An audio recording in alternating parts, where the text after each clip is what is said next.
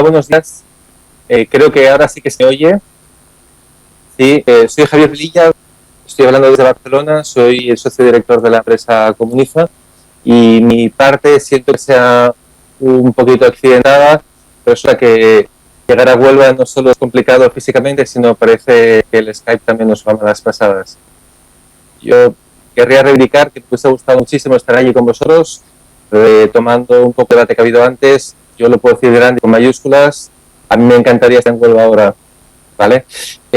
Yo, si no os importa, he preparado una pequeña presentación, intentaré ajustarme a los plazos porque sé que es complicado de ahora. Si os parece, comparto pantalla y empezamos.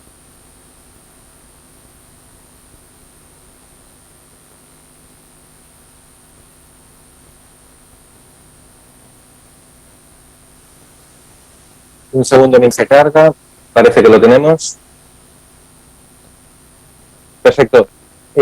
Estaba implícito en algunas de las preguntas del debate y de la mesa redonda. Han sido respecto a la propuesta de valor. Yo cuando me encargó la ponencia pensé, hombre, sería más interesante hablar de cómo conseguimos ser relevantes, ¿no? Que es el verdadero reto que tenemos entre todos. Yo cuando pensé la conferencia pues planteé 5 grandes ideas. Yo os voy a contar por qué las marcas son importantes para vuestro negocio, ¿no? En qué sentido una marca puede ayudar a que seáis más relevantes, a que contraten más, a que fidelicen más, a que en definitiva vuestro negocio tenga un comportamiento más sofisticado. Os voy a contar 5 cosas. La primera, y es muy evidente, el concepto de marca está cambiando. Implícita muchas de las cuestiones que estáis planteando en las preguntas tiene que ver que qué entendemos por marca, se ha transformado totalmente. Yo creo que si pensamos en un elemento como muy de aquí, serían los bares, ¿no? En España hay 461 bares, un bar por 461 habitantes. Son muchos bares. Al final todos los bares son iguales, ¿no? Tienen las sillas, las mesas, el menaje, una serie de elementos que comparten todos los bares. Y cuando nosotros vamos por calle, seguro que tenéis bares favoritos y bares que vais y bares que os gustaría ir. Ahí lo que influye es la marca, es la historia, es la emoción, es el contacto, es el punto de vista particular de cada uno de los mesoneros que sirven la cerveza o sirven las tapas o sirven esa fantástica gamba que tenéis vosotros. Al final, si no hubiese marcas, la toma de decisión sería complejo. Si imaginásemos un mundo sin marcas, lo que veíamos son productos y productos y productos indiferenciados. Tendríamos una dificultad enorme como consumidores, que sería cómo elijo un producto delante de todo este lineal cuando todos los productos son iguales. El concepto de diferenciación, que se ha comentado varias cuestiones dentro de las preguntas, es un concepto muy complejo porque la idea de diferenciación está decreciendo con el tiempo y cada vez más. El concepto de sol, por ejemplo, ya no es algo que en Europa tengamos en monopolio porque el concepto de Europa cambia y Croacia desde hace no tanto es Europa. Entonces es necesario replantear cuestiones. Cuando a un producto o a una experiencia la industrializamos, lo que encontramos es que hay más de todo. Hay tanto más de todo que espanta. Yo siempre pongo el mismo ejemplo, que es como muy sencillo, y es si colocamos una canción de Spotify al lado de otra y que la canción durase 3 minutos, sería más de 50 años seguidos escuchando música. Eso es mucho tiempo. Y eso es un problema de cómo construimos hoy las propuestas de valor, porque el elemento principal, que es la diferenciación, es un elemento que está hoy, por desgracia, a la baja. Los productos, los servicios, las propuestas, los negocios, las ideas cada vez son más similares, hechos por personas más similares, para consumidores más similares, en plataformas más similares. La diferenciación es a la baja y eso tiene consecuencias muy importantes en cómo gestionamos nosotros nuestras marcas. Principalmente porque lo que estamos generando en vez de marcas es ruido. Ruido atroz, ruido absolutista, ruido totalizador, que no aporta valor al usuario, que no aporta valor a la empresa, que no aporta valor a la administración pública, sino que solo provoca caos. La consecuencia del ruido se movería en 3 enfoques que seguro que os suenan. Cuando vamos de noche a intentar ligar con alguien en una discoteca, lo primero que nos dicen es no me importas. Cuando un consumidor te dice no me importas, es un problema enorme. Solucionar esto tiene que ver con la relevancia. ¿Por qué somos o no somos importantes para él y qué le aportamos a su punto de vista, a su vida, a su comportamiento, cómo hacemos la vida más fácil? Yo creo que lo primero que deberíamos plantear cuando construimos una marca es cómo respondemos al concepto no me importas. La segunda cuestión que nos dicen cuando vamos a ligar por la noche también es durísima y es todavía peor, es que nos digan no te creo. Si tenemos problemas de credibilidad, si tenemos problemas de construcción de marcas, si tenemos problemas en la diferencia entre lo que prometemos y lo que hacemos, ahí siempre vamos a encontrar dificultades. No te creo sería la segunda cosa que nos pueden decir en una discoteca por la noche cuando intentamos ligar, y ahí mi consejo es replegar velas y buscar otra, porque será difícil. Pero nos pueden decir todavía una tercera cosa, y eso seguro que a algunos nos pone los pelos de punta. La tercera opción es que nos digan: no me entiendes. Eso significa que nuestra propuesta de valor está desalineada con las motivaciones y expectativas del consumidor, y que sencillamente nuestro discurso y su discurso se mueven en planos completamente diferentes. Que estamos viendo que a las personas, a las marcas, a las empresas y a las instituciones, constantemente el mercado nos está diciendo estas tres cosas: no me importas, no te creo, no me entiendes. Y eso tiene que ver con tres dinámicas fundamentales que se están produciendo hoy en el mundo de los negocios. La primera, pérdida de credibilidad tremenda, bestial y absoluta de las marcas. Cada vez más nosotros no creemos que las marcas digan la verdad. Nos confiamos mucho más en un consumidor como nosotros, por ejemplo, que en una página web de un hotel. Por lo tanto, miramos las opiniones antes de la propia descripción de esa habitación como es. Eso tiene mucho peso en el sector turístico, y en un territorio tan importante desde el punto de vista turístico como Cuba, pues más aún. La segunda consecuencia tiene que ver con la pérdida de atención. Hoy la atención es tan cara que no se puede comprar con dinero. La atención significa cuánto tiempo estamos dispuestos a dedicar a algo. Si pensamos que cada 20 segundos se suben 39 horas de vídeo en YouTube, el vídeo institucional que subimos en YouTube se vuelve irrelevante, porque ese vídeo, si dura 20 segundos, me he perdido potencialmente 39 horas de vídeo. Hoy la economía de la atención significa que hemos de conseguir que el usuario nos preste atención. Lo que sucede en una sesión como esta, que alguien me escucha a mí durante 35 minutos, sucede pocas veces, os lo puedo asegurar. Y eso es una responsabilidad, y al mismo tiempo nos obliga a plantear los mensajes de manera diferente. Y la tercera gran consecuencia tiene que ver con la pérdida de control absoluta. Si os fijáis, hace no tanto, yo cuando daba una conferencia, yo hablaba y el resto de la sala escuchaba. Estoy seguro, porque lo veo en el stream de Twitter, que hoy yo hablo y unos cuantos tuiteáis. Yo he perdido el control de lo que estoy contando, porque no solo lo cuento yo, sino que lo cuenta cada uno de vosotros con su experiencia. Cuando trabajamos una marca, lo que estamos viendo principalmente son tres grandes transformaciones. La pérdida de credibilidad, es decir, el consumidor normalmente cree que mentimos como marca. Lo segundo es pérdida de atención. Significa hay tantas opciones, tantas variables y tantos elementos que podemos comparar. Internet aquí ayuda muchísimo a comprar, porque es una fábrica de comparaciones. Y la tercera es la pérdida de control. Las marcas han perdido el monopolio del mensaje, y lo que dicen las marcas de sí mismas ya no es tan importante como lo que dicen terceros de ellas. Es decir, es más importante la experiencia del consumidor que lo que la marca dice de sí misma. Esas tres transformaciones tienen mucho impacto en cómo construimos una marca, porque lo que estamos viendo es que a las marcas las cosas les están yendo peor. La confianza del consumidor ha bajado en los últimos 10 años una barbaridad, la lealtad cae, la calidad percibida cae, la diferenciación está cayendo en 40 de 46 categorías. Es una verdadera dificultad gestionar hoy una marca, y sobre todo no recordamos muchas propuestas, detectamos principalmente ruido en algunas de las cuestiones, de las preguntas que habéis hecho por aquí. ¿Cuánto ruido hay en cuanto intentamos comunicar hacia afuera Huelva, ¿no? ¿Cuánta complejidad? Lo trabajaremos un poquito más adelante. Nosotros, cuando intentamos ver cómo está evolucionando el concepto de marca, y es un poco la primera idea, es que el concepto de marca ha cambiado mucho, trabajamos tres grandes fases. La sociedad industrial, todas las marcas se trabajaban como producto, y principalmente trabajábamos los elementos, los atributos de fabricante y los beneficios funcionales. Si os fijáis en la pirámide gris que va decreciendo, es la diferenciación. A medida que la industrialización se ha ido sofisticando con la sociedad de la información, y hoy con la sociedad del conocimiento, el concepto de diferenciación ha cambiado. Cuán diferente era en una Europa más pequeña Huelva respecto a otro territorio de Alemania, pues es muy diferente, pero hoy Alemania tiene Croacia a 2 horas y media de coche. Por lo tanto, el concepto de diferenciación desde el punto de vista de beneficio funcional ha cambiado. Por lo tanto, a medida que hemos ido avanzando, el concepto de marca también ha ido evolucionando. Primero teníamos una marca como producto, y lo que hacíamos era coronar como una guinda de pastel una marca con un logotipo, y eso ya era suficiente. Hoy no es suficiente. En los 80, 90, con la sociedad de la información emergiendo, aparecieron dos grandes conceptos, ¿no? La marca como emoción, marcas que emocionan, marcas que te hacen vibrar, que te hacen erizar los pelos de la piel, y marca como persona, estas marcas que tenían personalidad, que parecía que contaban historias, que tenían rostro humano.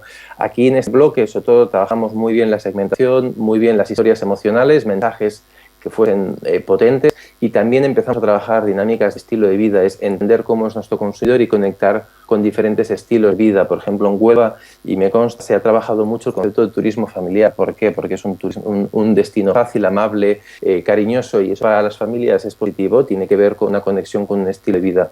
Con la sociedad del conocimiento, y cada vez más lo que estamos viendo es que la marca es una relación, la marca es una conversación, un punto de vista bidireccional entre personas y marcas o instituciones o empresas. Es decir, la marca ya coge dinámicas de co-creación, coge dinámicas de brújula transmedia. Brújula transmedia lo que viene a decir es que hoy vamos a tener diferentes realidades de marca que se mueven en diferentes soportes, con diferentes historias, con diferentes puntos de vista, y lo que buscamos es un elemento común que los cohesione. Ese elemento común es un contexto.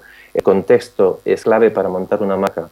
Lo comentabais también en el turno de preguntas, es que al final Huelva tiene o no tiene un posicionamiento. Yo creo que el primer paso para trabajar un posicionamiento es ver en qué contexto queremos ser relevantes para nuestro consumidor. Es decir, cuando desde el punto de vista espontáneo planteemos un concepto, en qué casos queremos que el consumidor nos vincule. Hay un experimento científico muy interesante alrededor de esto, y es pusieron a un violinista muy famoso tocando su violín Stradivarius dentro del metro. El contexto metro hizo que la mayoría de la gente no se diese cuenta que era un virtuoso del violín, sino que parecía que fuese solo un violinista. El contexto en el que movemos la marca, ya sea este pobre violinista, si está en una orquesta sinfónica en un auditorio potente, pagaremos 80 euros por verle. En cambio, en el metro pasamos por delante y no le escuchamos. Lo importante aquí no solo es el producto, fijaos, es el mismo producto, es el mismo violinista con el mismo Stradivarius tocando una canción excepcional. Lo importante es en qué contexto estoy moviendo mi marca. Por tanto, el primer punto de vista que querría decir, el concepto de marca está cambiando y tenemos que ser suficientemente hábiles para vincular nuestra marca al contexto que nos interese. El segundo punto de vista tiene que ver con la diferenciación, los costes o el enfoque. Yo siempre recupero aquí una propuesta que hizo en el 82 Mike Porter, seguro que muchos de vosotros ya lo conocéis, que él decía que existen solo 3 posibilidades para sobrevivir en un entorno hipercompetitivo. Posibilidad 1, costes, liderazgo en costes, ser más barato. Posibilidad 2 y 3, diferenciación y enfoque. De las 3 posibilidades para sobrevivir que plantea Porter en el 82, me hace mucha gracia porque 2 de ellas tienen que ver estrecho y directamente con la gestión de marca, cómo somos diferentes y cómo tenemos un enfoque que nos hace relevantes. Sobre estos 2 valores creo que se pueden construir muchas cuestiones. Al final tiene que ver con cómo trabajamos el cerebro. Cuando pensamos en un posicionamiento, hemos de intentar entender que no es algo que hagamos con nuestro producto. El posicionamiento es lo que hacemos con la mente de los consumidores, es decir, cómo trabajamos diferentes dinámicas que tienen que ver con su experiencia de usuario, su marco mental, la experiencia que tiene. Cuando pensamos en posicionamiento, mi propuesta sería empezar a pensar a la inversa. En vez de pensar desde la empresa, y en algunas cuestiones del turno de preguntas lo he visto, en vez de pensar desde la empresa tenemos que pensar con el cliente. Porque al final el posicionamiento no es lo que haces con tu producto, repito, es lo que hacemos en la mente de nuestros públicos, y eso me parece más interesante. Carmen creo que lo comentaba, ¿no? Una marca no es la idea que tenemos, el fabricante tiene sobre su producto, sino es la idea que tiene el consumidor sobre ese producto. Walter Landor es uno de los grandes consultores de marca que ha habido en el mundo, y lo que venía a decir es que podemos generar productos en fábricas, podemos generar productos gracias al sol que tenemos, pero la marca se genera en la mente de las personas, y las marcas deben trabajar principalmente este concepto. Cuando trabajamos los principales gurús sobre el concepto de posicionamiento ya nos lo están advirtiendo, ¿no? El marketing no es una batalla de productos, es una batalla principalmente de percepciones, y el primer paso para posicionar la marca será pensar en qué percepciones, es decir, en qué contextos queremos que marca Huelva sea relevante, sea memorable, sea oportuna y que tenga la propuesta en el momento adecuado. Yo aquí siempre recupero el concepto de Juan Vallès de Café de Colombia, ¿no? Es una historia interesante porque lo que hace es ofrecer una manera muy eficiente de minimizar la búsqueda de información y evaluación. Yo como consumidor, la marca Café de Colombia me lo pone fácil porque es una marca que entiendo. Y lo que hicieron es un ejercicio que un poco también lo estabais comentando en el turno de preguntas. Lo que buscaron es un arquetipo, un símbolo, una síntesis, y es una síntesis tremenda en el sentido de que marcas que son muy poliédricas, y esto en Europa sucede mucho, somos un territorio tan denso en historia, somos un territorio tan denso en realidades, somos un territorio tan multidisciplinar, tan poliédrico, que es muy difícil encontrar una propuesta de valor única que lo sintetice todo. En el caso de Café de Colombia lo que hicieron es una síntesis al límite, y Juan Vallès representa a todos los trabajadores del café de Colombia. y tiene que ver con pasión, con trabajo, con esfuerzo, con tradición, valores que quería vincular a Colombia. Este es el personaje que representa a Juan Valdez, pero Juan Valdez ha sido representado por varias personas. En el gráfico que tenéis en pantalla, al fondo a la derecha, abajo, lo que veis son dos personas. El Juan Valdez de la izquierda es el que lo ha sido hasta hace no muchos años. Se jubiló y entonces buscaron dentro de toda la plantilla de recolectores de café, que son más de 500.000 familias, buscaron una persona que pudiese representar el estereotipo de café de Colombia. Y hicieron una especie de casting hasta que encontraron a esta persona, que es la que sustituye al anterior. Ya ha habido varios cafés de Colombia. Eso te permite contar una historia, te permite sintetizar muchísima información en una única figura. Cuando pensamos internacionalmente, yo no tengo tiempo a saber muchas cosas de café de Colombia, pero la historia que te cuenta Juan Valdez es muy corta, es muy sintética, es oportuna, es relevante y tiene muchos significados incorporados. A medida que avanzas en la historia, te doy más capas. La tercera idea, y aquí sí que insistiría mucho, es intentar no pensar desde el producto, intentar pensar desde otro punto de vista. Pensar desde el producto tiene pegas. Cuando pensamos desde el producto, todo el mundo quiere ser diferente, pero en realidad nadie quiere ser diferente, nadie quiere ser raro. Estoy seguro que en esa sala que estáis compartiendo las sesiones, nadie quiere ser el raro, lo queremos ser relevantes. El relevancia y diferenciación son dos cosas muy parecidas, pero no son las mismas. El concepto de diferenciación se limita a ver la competencia y a responder maximizando de alguna manera pues algunos atributos que tenemos. Eso nos puede generar ser irrelevantes, ser intrascendentes, ser invisibles o incluso dirigir la innovación de nuestra marca hacia terrenos que son poco relevantes para el consumidor. El concepto de relevancia tiene que ver con el consumidor. Es ver qué considera importante, qué significa para él algo en la vida y construir a partir de ahí una propuesta de valor. La diferenciación en realidad puede acabar siendo ruido. Si todo el mundo quiere ser diferente, al final todo el mundo hace su mensaje, su ruido, su logo, su propuesta, su todo, y eso es difícil, pero lo importante yo creo que es construir al revés. En vez de construir desde el consumidor, desde el producto, es más interesante construir desde el consumidor.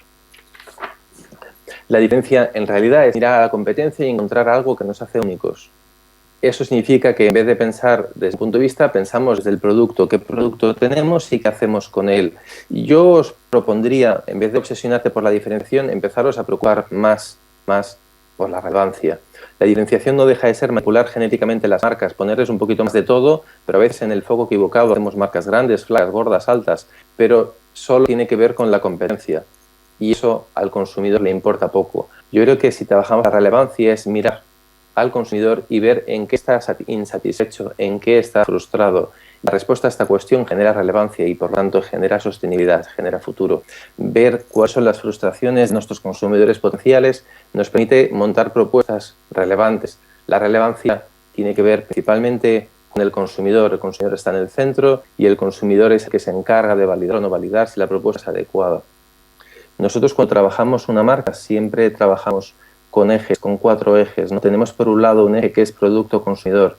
El producto y el consumidor es el primero de los ejes y el segundo es cómo comunicamos y cómo nos comportamos. Al final es responder a 4 cuestiones. ¿Cuáles son las características de nuestro producto? Y hay que hacer una lista de qué es lo propio, qué es lo único, qué es lo que forma parte de nuestro ADN. Lo segundo es cómo es nuestro consumidor, qué siente, qué vive, qué frustra, qué necesita, por qué motivos no compraría, por qué motivos está comprando. Y una vez que tenemos eso claro, construimos una idea central que se declina, por un lado, en comunicación, es decir, cómo nos relacionamos, cómo son nuestros mensajes, cuál es nuestro timbre de voz, y por otro lado, con el comportamiento, porque una marca que quiere ser relevante tiene que además comportarse de manera como muy consistente. Yo siempre pongo como ejemplo, hay una gran marca de consumo que está utilizando un credo. Un credo es responder a estas 4 cuestiones con un pequeño manifiesto. Su manifiesto viene a decir, primero, si no cuidas al cliente, otro lo hará por ti.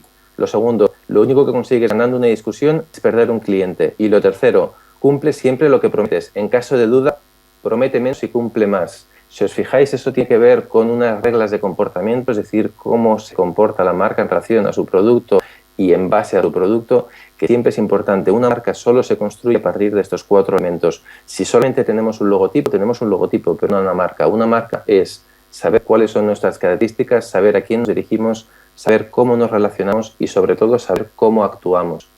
Explicar lo que ofrecemos, qué solucionamos al cliente con nuestra propuesta, cómo vamos a lograr esas soluciones y cuáles son los beneficios de lo que ofrecemos. Una marca debería poder responder a todas estas cuestiones con cierta profundidad. Cuarto, una marca siempre debería generar un código. también estaba implícito en algunas de las cuestiones que estabais planteando.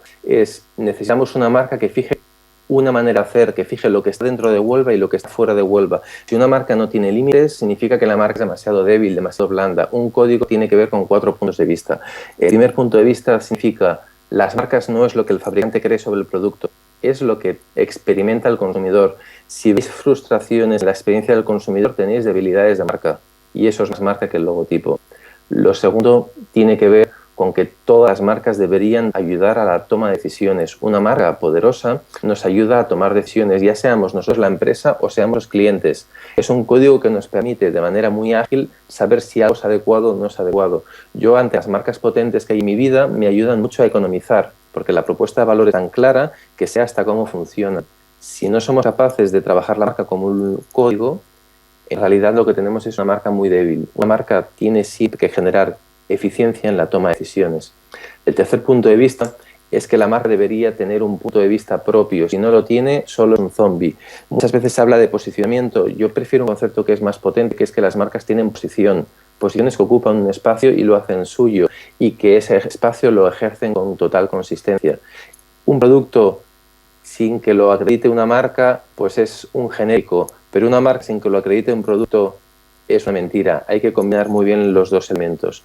El cuarto punto de vista tiene que ver con que la marca debe ser una promesa que se cumpla. Cuanto más promete una marca, más se obliga a cumplir. Cuanto más prometemos y menos cumplimos, peor reputación estamos generando. Y aquí en este caso no hay atajos. Es decir, lo que la marca promete y lo que la marca experimenta debería ser las dos caras de la misma moneda. Si trabajamos de forma desalineada una u otra, en realidad lo único que estamos haciendo es debilitar la marca. En pocas palabras, al final, una marca debe prometer, pero también debe comprometerse y debe actuar de manera muy estrecha con un código de comportamiento que le diga lo que está dentro y lo que está fuera. En el caso de Virgin, que es una compañía donde hay un código de comportamiento como muy claro, Richard Branson, su dueño, siempre hace una misma pregunta: ¿esto es low cost o no lo es? Si no es low cost, no es para mí.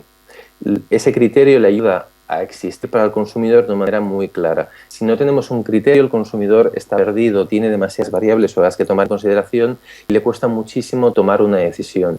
Fijaos lo que nos cuesta a nosotros cuando estamos en el supermercado tomar decisiones. Una marca debería siempre dirigirse a la optimización en esa toma de decisiones. ¿A qué destino de sol y playa voy este verano en España? Ahí deberíamos ser relevantes. La relevancia es que para ese concepto aparezca nuestra cabeza. ¿En qué concepto de turismo vinculado con los acuíferos pues deberíamos también aparecer allí? La quinta idea es el concepto de conexiones. También se ha comentado mucho en el turno de preguntas y me ha parecido como muy interesante, ¿no? Y yo creo que hoy los entornos son cada vez más relacionales y las marcas sobre todo tienen que conectar.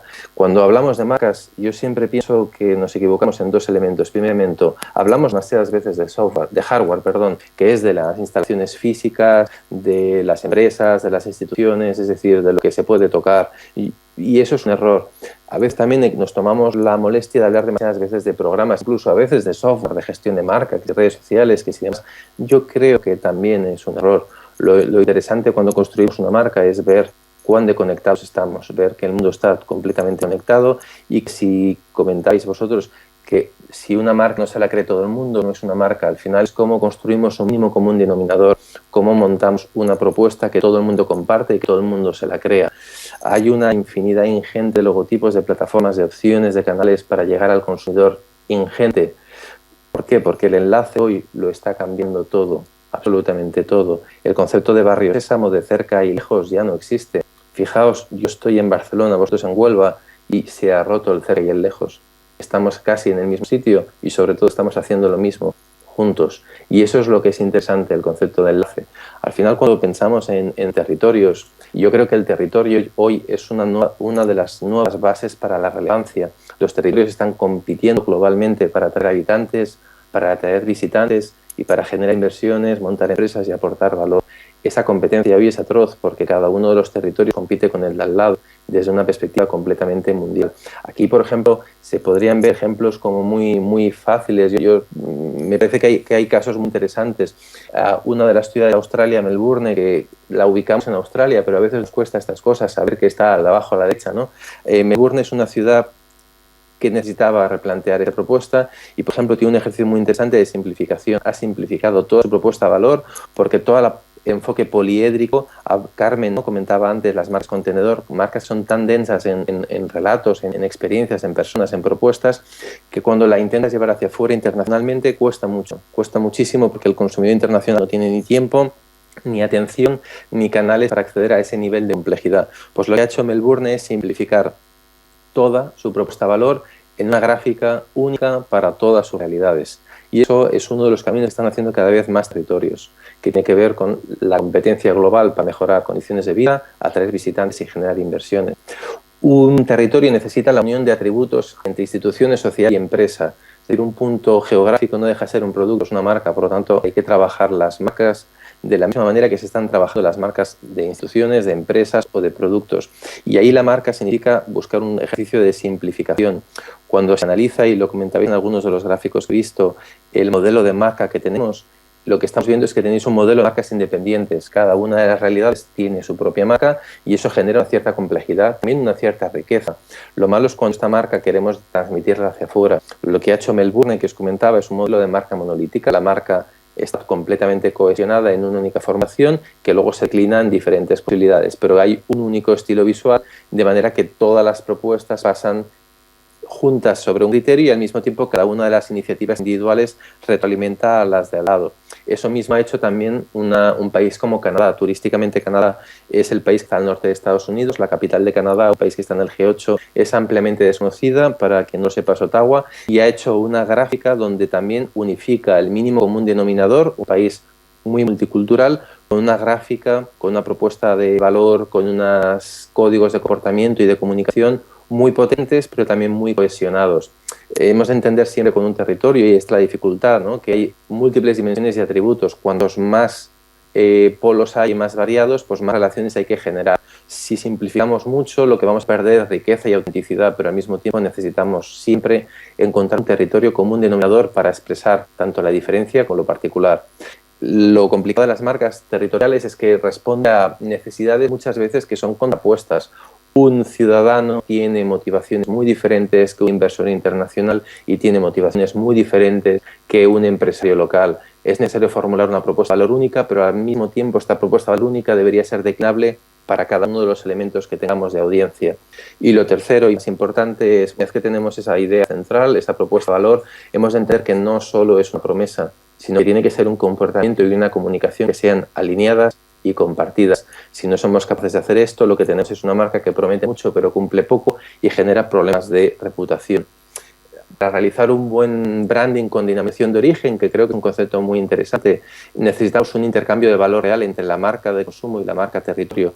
También lo comentabais en el inicio de las preguntas, es quién tiene que pilotar esto. Yo, cuando os explicaba el concepto de red, yo creo que en un concepto de red no hay centro y periferia, no hay arriba y abajo, no hay dentro y fuera, no hay cerca y lejos. Por lo tanto, no creo que debería haber un agente único que impulse, sino que lo que debería haber es un consorcio, un patronato, entidades que son mixtas entre empresas e instituciones que sean capaces de encontrar este mínimo común denominador, creerse la marca y apoyarse recíprocamente aportando contenidos. Una de las marcas que mejor hace eso internacionalmente seguramente sería Baviera. Baviera es un territorio muy interesante de Alemania con un tejido industrial muy denso. Cuando trabajamos Imaginario de Baviera, que es un Länder que tiene especificidades propias en política, en cultura y demás, a mí me viene a la cabeza principalmente la bandera con sus códigos de colores azules y blancos, y eso se declina de manera tremenda en casi todas las cosas que pasan en este territorio. Fijaos la bandera y fijaos el evento más importante que se hace en Múnich, ¿no? Seguro que a muchos os suena porque es un evento lúdico muy bonito. El mismo código de color, el Oktoberfest, tiene el mismo código de color, azul y blanco, y eso genera consistencia en los puntos de contacto. Incluso cuando vamos al sector empresarial y vemos qué marcas potentes de Baviera están haciendo cosas interesantes desde el punto de vista mundial, muchas de esas marcas llevan Baviera en su iconografía. A mí, cuando pienso en azul y blanco en este tipo de color, me vienen a la cabeza dos marcas que precisamente son de allí. Una marca es BMW, lleva el color de la bandera en todos los coches. Y otra marca es Adidas, que lleva también las bandas y los colores en toda su propuesta. Yo creo que cuando trabajamos una marca territorio, una marca con denominación de origen, debemos construir de dentro para afuera y de fuera para adentro, es decir, buscar ese mínimo común denominador que compartimos todos y a partir de ahí declinaron cada una de las realidades, cada realidad con su punto de vista y con su idiosincrasia propia, pero al mismo tiempo trabajando recíprocamente para enriquecer que cada una de las realidades retroalimente al resto. Creo que cuando trabajamos una marca de territorio sería uno de los principales retos. Recapitulando un poquito los conceptos, para mí sería uno, eliminar la variable diferenciación de vuestro vocabulario y empezar a hablar de relevancia, porque eso significa colocar el consumidor en el centro en vez de trabajar vuestro producto. Lo segundo es intentar cumplir menos, o sea, cumplir todo lo que prometáis, es decir, prometer menos y cumplir más. Y lo tercero es tejer redes de relación. Redes de relación significa que cada uno de los elementos que están dentro de vuestro ecosistema, tanto de empresas, instituciones, ciudadanos, sea capaz de encontrar puntos de encuentro de construcción de marca, de significados y de simplificación del discurso para cada una de las realidades enriquece a la de al lado. Y al final hemos de entender que cuando gestionamos marcas, y en tiempos de crisis todavía más, hemos de entender que gestionar estratégicamente significa saber que los recursos son limitados. Esos recursos económicos, operativos, temporales son limitados. Estrategia, por lo tanto, significa descartar, significa elegir, significa encontrar qué es de todo lo que nos une y apalancar las propuestas de valor desde ahí. En vez de trabajar la diferencia, en vez de trabajar lo poliédrico, en vez de trabajar la complejidad, intentar construir marcas que sean relevantes porque por lo menos en su ADN haya elementos compartidos entre varias relaciones que sean importantes para las audiencias. Y no quería retrasarme mucho más, he intentado encajar la conferencia un poquito para cumplir plazos. Si os parece, me podéis hacer alguna pregunta.